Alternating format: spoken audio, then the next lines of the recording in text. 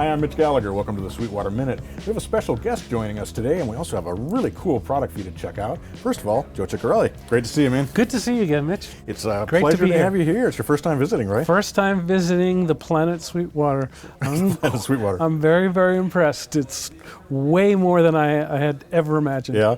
Yeah, that's not an uncommon reaction. There's so much going on here, and everything is just cranking all the time. It's really amazing. The sales force, the auditorium, the studio, it's all top level. Pretty I'm so glad you had a impressive. chance to visit us here It's and great. check it out. Really great. Well, we're going to talk about this really exciting microphone that you've been working on for a number of years. It's been about almost 8 years since the initial thought of remaking the microphone. Wow. And it's about 5 years of hard work and focus getting it to this point. Right.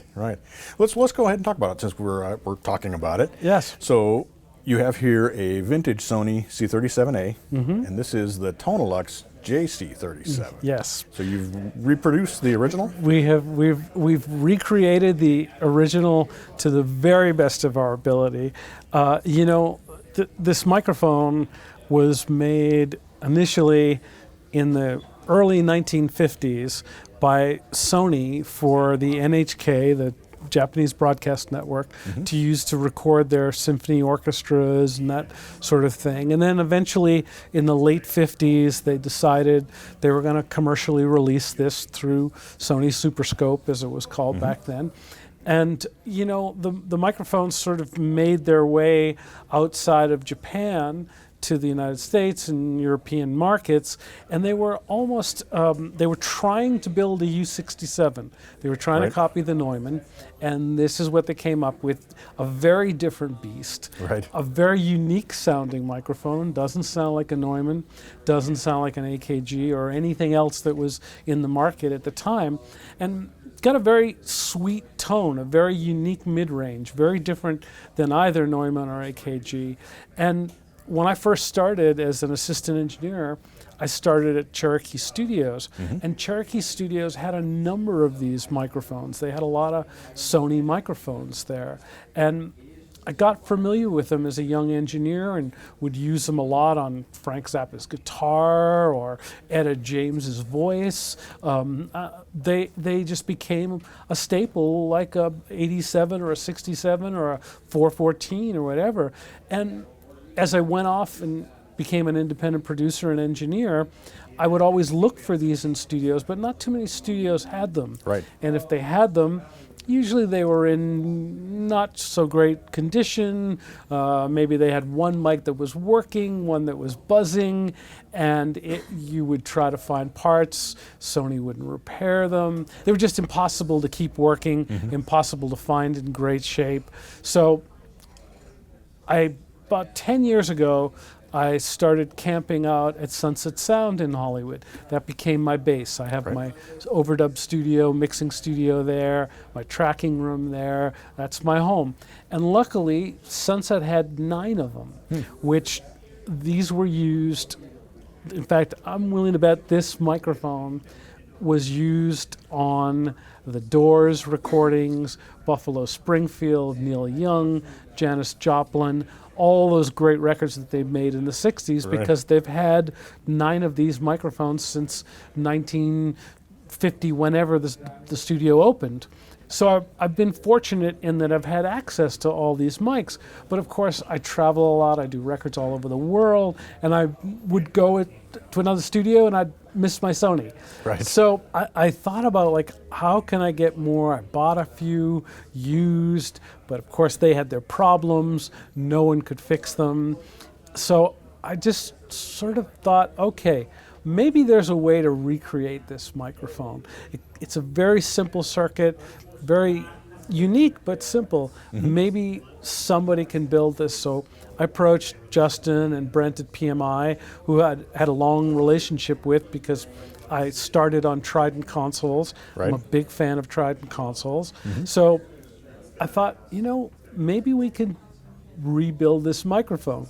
So little did I know, recreating a microphone is not easy, especially something that was built in 1953 or 1954 initially.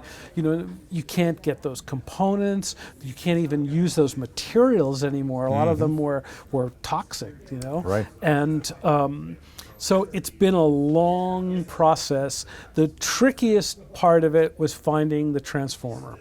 We went to every transformer manufacturer. I think I listened to 16 different transformers to try to get something even close. And even at that, we couldn't find it. We ended up researching. We found out that Tamura Transformers in Tokyo is who built the transformers for Sony back in the 50s. Contacted them. Sure enough, you know, somebody found the blueprint up on the shelf. Wow. Pulled it out, built us a transformer. The first one they sent to us was not quite what I expected. Didn't sound right.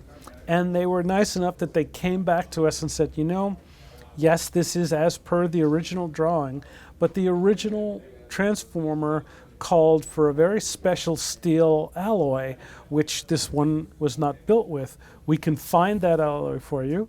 We can get that. We can try to get closer. They finally sent us a second transformer, and it was 99% of the sound. Nice. I mean, amazing. But the process has been 5 years getting to there. Wow. Then it became, okay, what do we do with the capsule? We even looked into buying new old stock capsules. We looked at other manufacturers that have built similar capsules. Nothing sounded right. We tried a few of them. And like I say, it's a very unique microphone in its sound characteristics.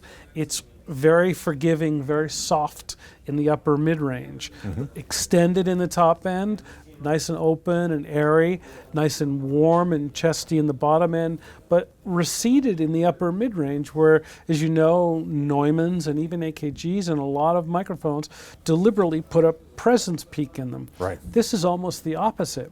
But the charm of it is that for singers with a bright voice or brassy voice, it tends to soften it and calm it down a little bit, which is something that you want if you want to turn the vocal up loud and have it big and present. Right.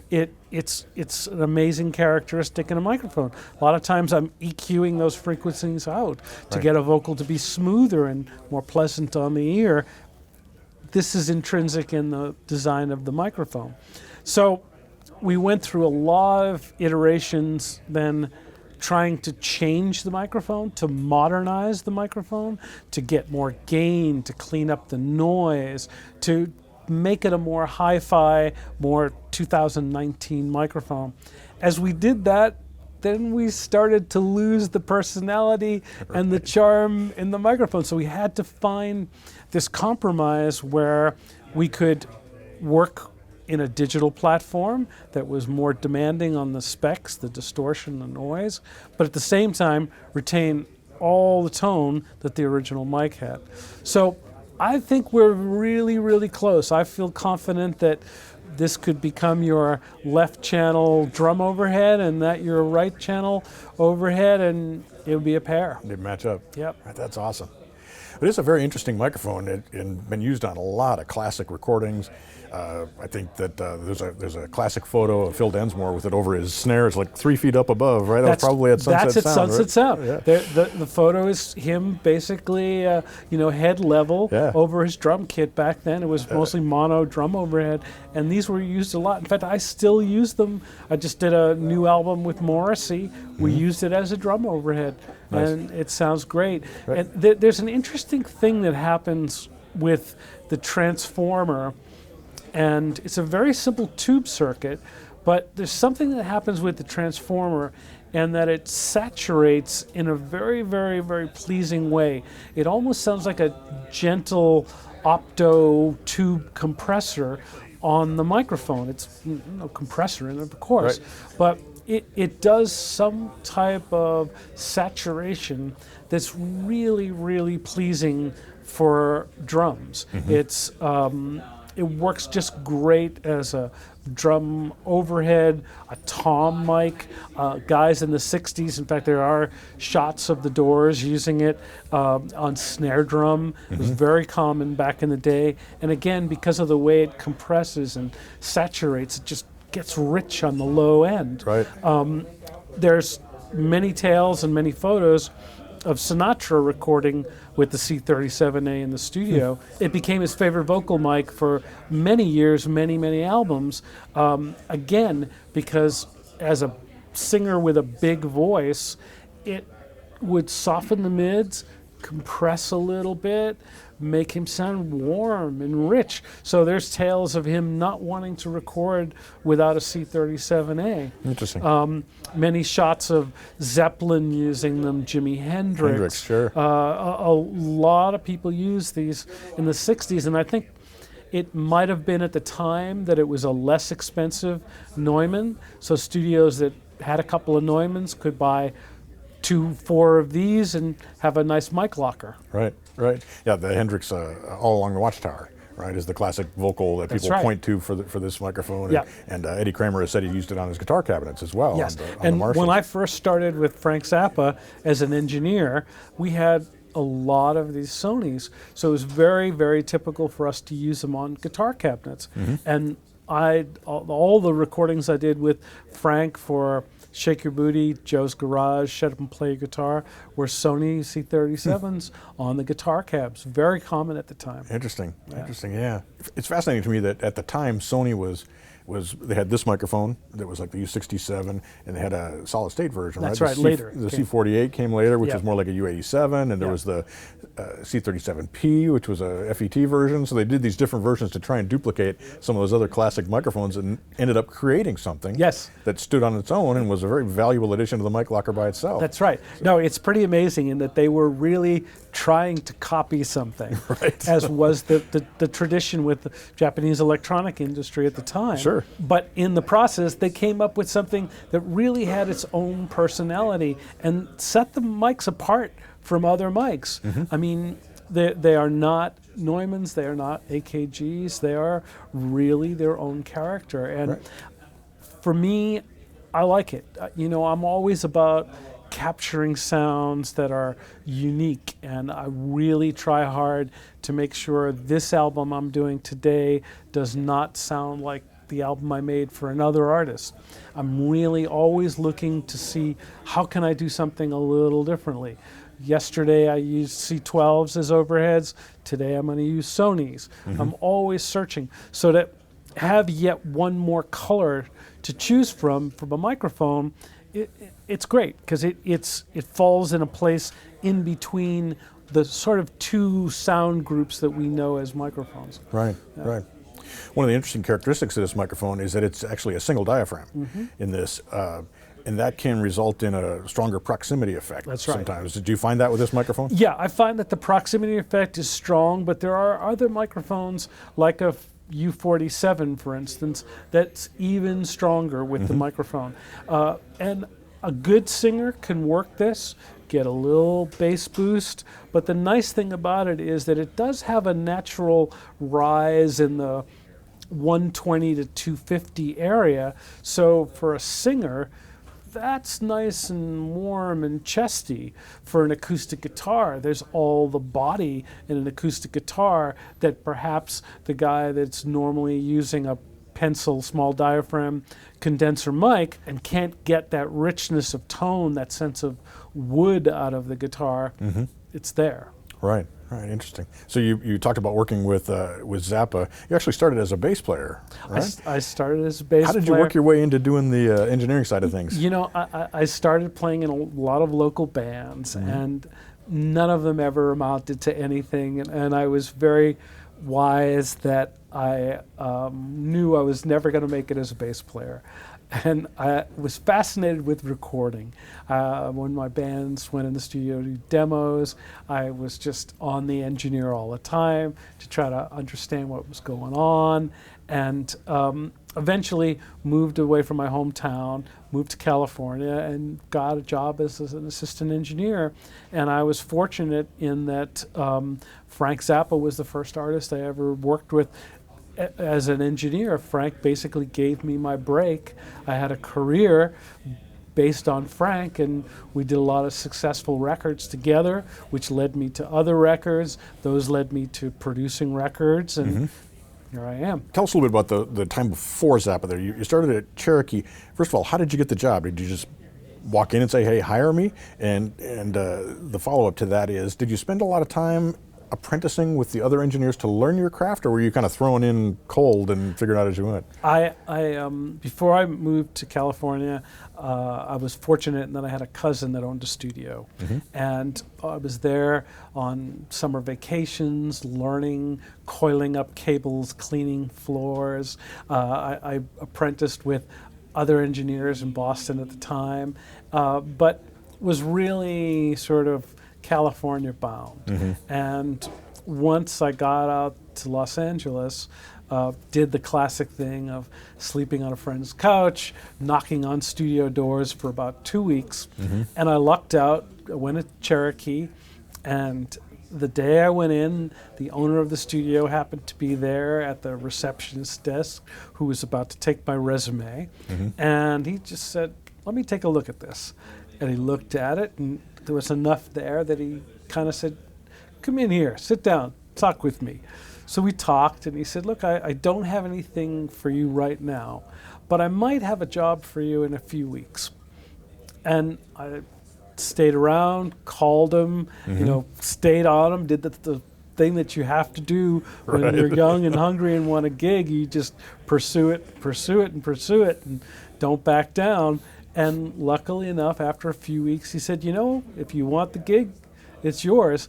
And I was very fortunate in that, I got to work with all these great producers and engineers. I mean, Jerry Wexler, George Martin, Ken Scott, the Robb brothers who owned the studio were themselves great producers and engineers, and I got to learn from them. And at the time, Cherokee was the only studio in Los Angeles, or one of the few, that had Trident A-range consoles. And Trident consoles at that time were huge in England, and some were in other parts of the world, but they were very unique sounding console, fantastic sounding console, really rich sounding.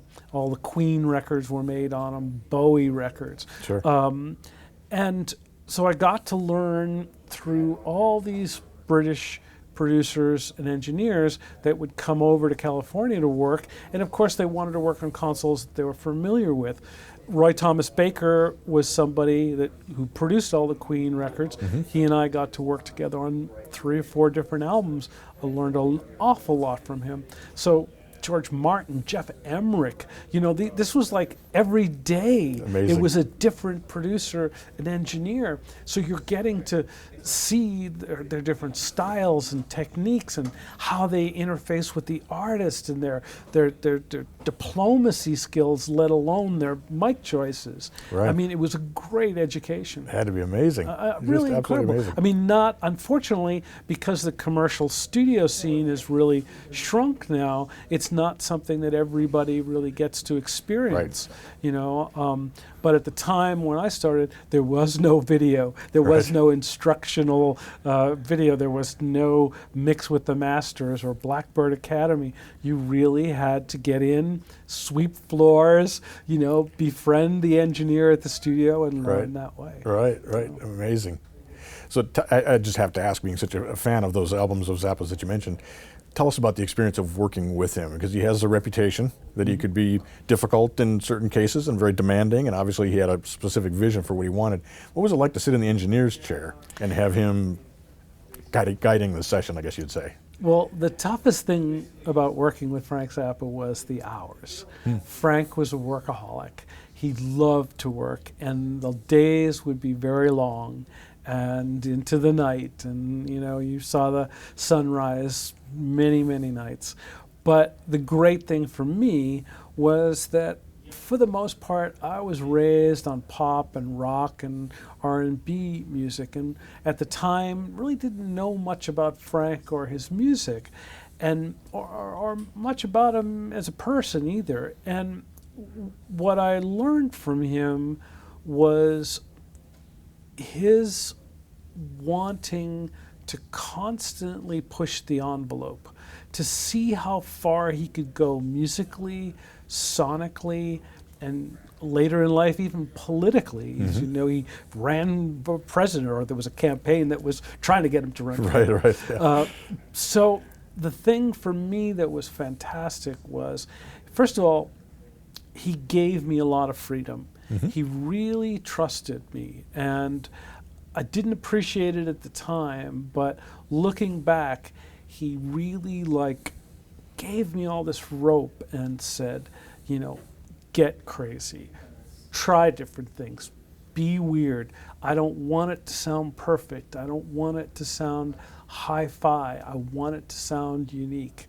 And it's something that I still bring with me to every project I do. It's about every album I produce is how can I make something that's solely unique to this artist, that represents their vision, that represents who they are as an artist, stylistically, emotionally, but how can I make it so it doesn't sound like their last album, or it doesn't sound like an album I've done for another artist? That's really, really important to me, and I try at every avenue in the process to make something that sounds special. Right. And Frank was really responsible for that. He's the one that just every day it was about, let's get that guitar weirder, Right. Okay, Frank, how about if we take the guitar amp and we put it inside the echo chamber?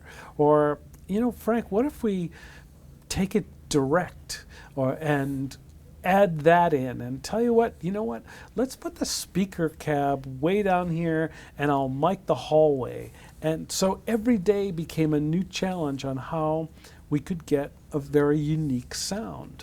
And you've carried that through, as you mentioned, through so many amazing albums you've worked on. The list of credits is incredible, and 10 Grammy Awards at this point? 10 Grammy Awards, and so many nominations, and Latin Grammy nominations as well, but White Stripes and Morrissey, Alanis Morissette, and on and on and on. I've been very fortunate in that I've been able to really work with a lot of great artists, from Elton John, U2, Morrissey and I have done 4 albums together.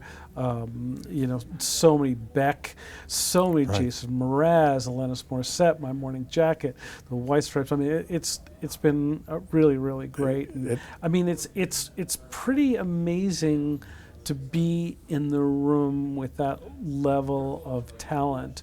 It makes your job very easy, and at times you feel like you're cheating because they're so great that I don't want to say they're doing all the work for you, but they're putting out so much, it inspires you to do even better at your job. And when Elton walks in the room, you want to get the best piano sound that you've ever gotten. Right. You want to make sure his vocal sounds like God. Right. Yeah, sure. Tell us a little bit about that process, because that's such a diverse range of artists. Do you go into a session with the White Stripes with a different mindset than you do with Jason Mraz, or you mentioned Elton John or whomever? How do you approach each session as you're getting started with it? Well, the first thing that usually happens is I'll sit down with the artist, I'll meet with the artist and ask them what they want to do with the record, where they're going, what they want to do different from the last album, perhaps, where they want to go with this, what they liked about the last album, what they didn't like about it. And it's kind of my job to sort of get into their mind and find out what they're thinking, and then find out if I can help them achieve that. So, the artist might say, like in the case of Jason Mraz, when Jason and I first met, I wasn't sure if I was the right fit for him. I felt like, perhaps this is a guy that wants to make very pop of the moment kind of records. And I just felt like, well, I'm not really sure I can do that. I'm not sure I'm the guy to help you. But I said, I hear something in your voice that's much more timeless, that's much more classic. I really think you could make a Paul Simon record or a Billy Joel record or something that doesn't really have a stamp of time. You know, it's fine making pop records.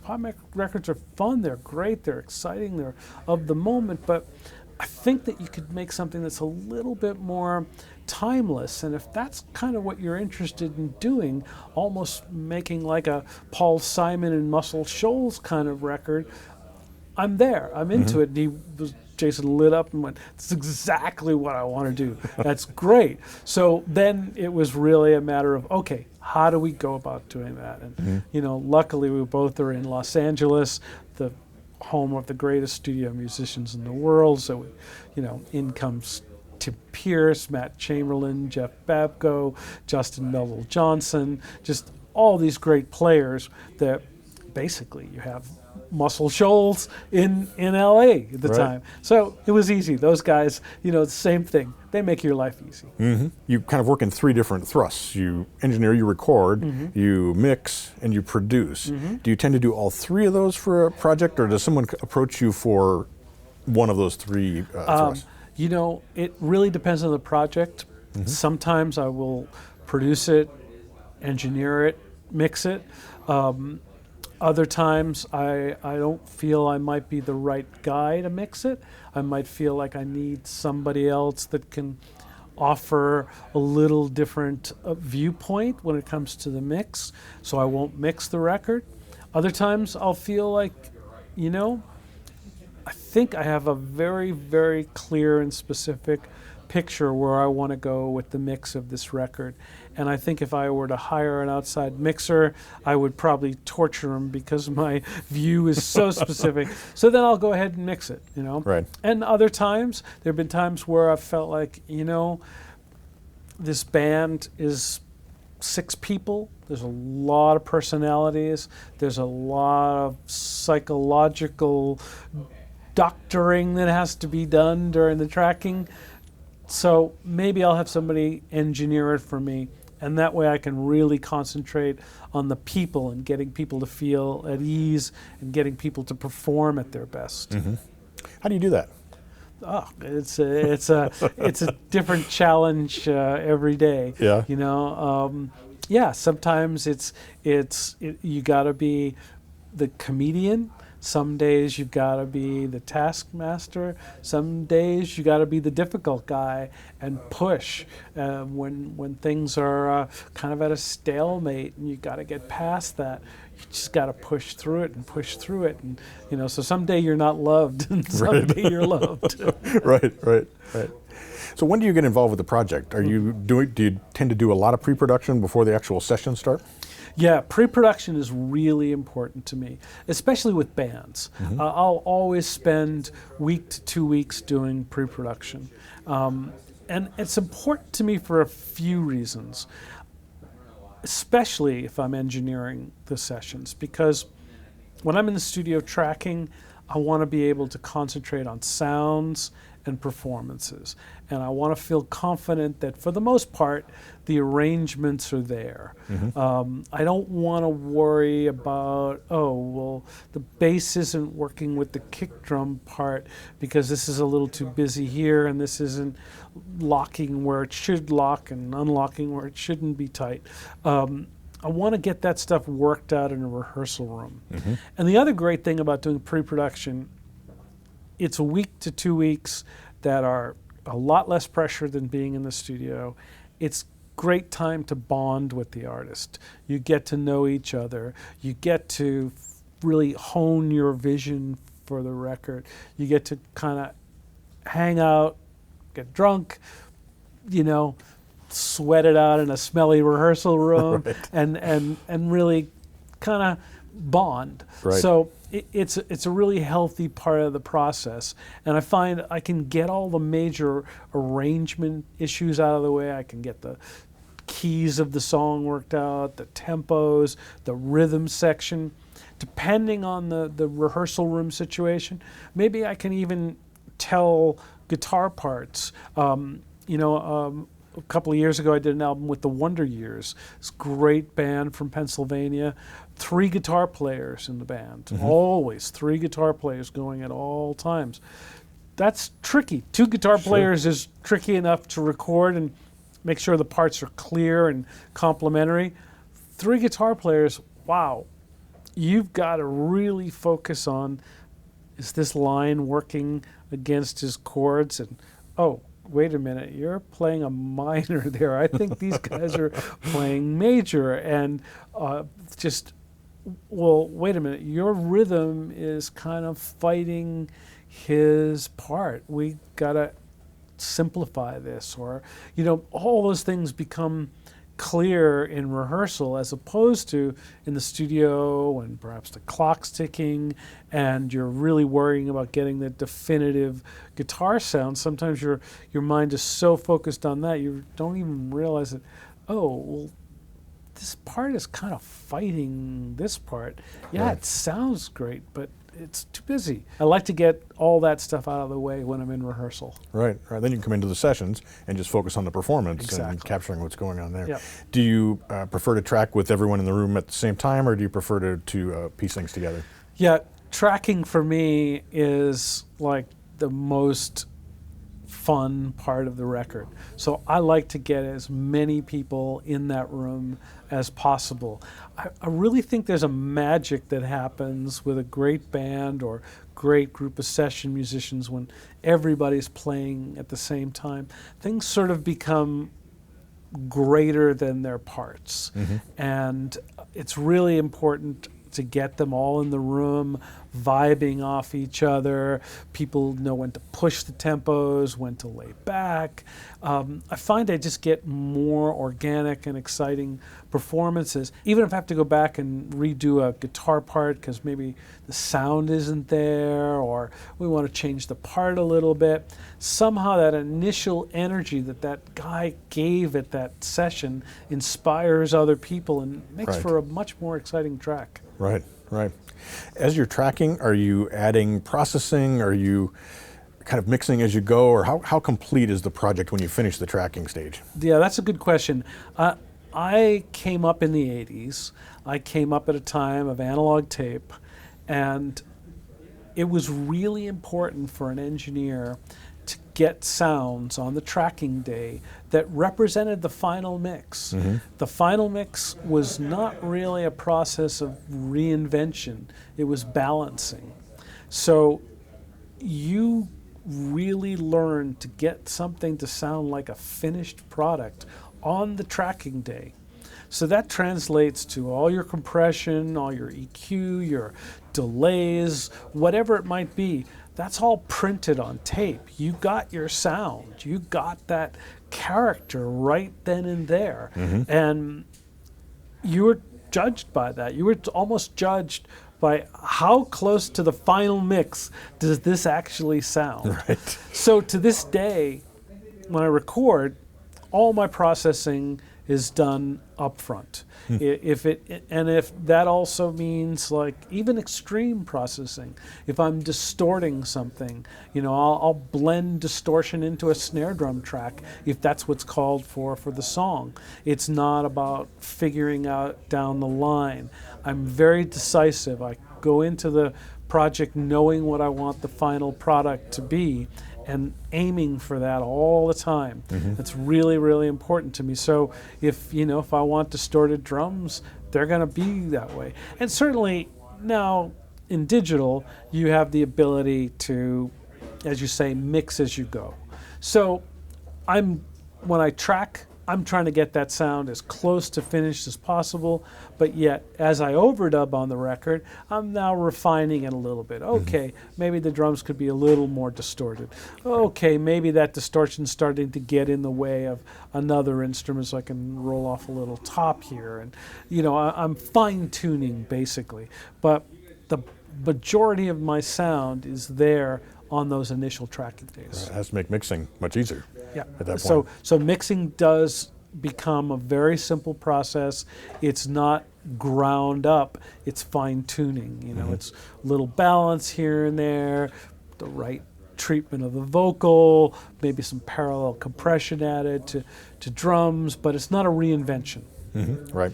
Is that well? Obviously, it would be, but how is that different when you receive a project someone else has tracked? to mix. Yeah. So coming in, mixing fresh, something I haven't produced or engineered, is quite a freeing experience. It's really nice to not have any preconceptions. Just like I was saying earlier about how I go into a record with a very specific goal of where I want to go with it. I go into a mix that way, but when it's something that you haven't heard for the last 3 months, it's really, really, the possibilities become more open. And of course, you're talking with the artist and finding out what the artist wants for the record, but you're not married to a lot of balances. You're not married to a specific sound. I think you have a much more devil-may-care attitude towards the mix. And I even find I do things with other people's projects that I wouldn't do with my own because I'm much more precious about it. Right, right. I expect so, yeah. So I have one last question for you. When I have someone opposite me who has worked with so many great artists through the years and on so many amazing projects, I always have to ask, what is it that makes a great artist? A great artist. Well, for me, I guess if I had to pick the one thing that makes a truly great artist, I think it's coming up with something that is totally unique unto that artist. If I look at all the great recording artists, if I look at the great painters, if I look at the great novelists, filmmakers, the thing that each one of them has been able to do is to carve a lane, to almost come up with a language that is so solely unique to that person that no one else can do that. If you think of David Bowie, if you think of John Lennon, if you think of Elton John, if you think of Stanley Kubrick or Picasso or Basquiat, no one really does what they do. Right. So I think as a recording artist, if you can do that, if you can come up with a character, a language, a tone that sets you apart from somebody else, that's greatness to me. That's awesome. That's awesome. Joe, it's such a pleasure to have you here. Yeah, I'm it's glad, great we got to you be here to here. Sweetwater. Congratulations on the impending release of the microphone. We're getting close, right? We're getting close. Well, I think we'll have them out in the fall. That's awesome. So. I can't wait. Can't wait to try those out and put Yeah, them in the studio. I think this is going to be a real special treat for somebody that wants to expand their locker to have a tone that they don't get with a lot of other microphones. Right. Really exciting. Well, congratulations again. Appreciate it. Thanks. And please come back and see us again. Yeah, Love to have you out absolutely. here. No, this has been fantastic. It's great. Real pleasure. Really great. Thanks, Thank Mitch. you. Yeah. And thank you for joining me for the Sweetwater Minute. I'm Mitch Gallagher.